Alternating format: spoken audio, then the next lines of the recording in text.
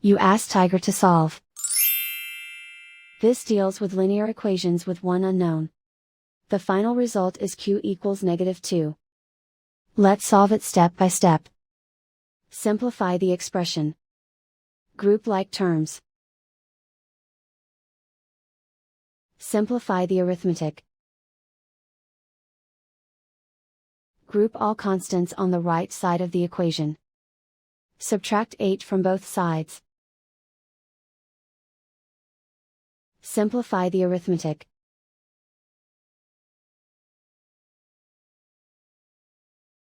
Isolate the q. Divide both sides by 4. Simplify the fraction. Find the greatest common factor of the numerator and denominator. Factor out and cancel the greatest common factor. And so the final result is q equals -2.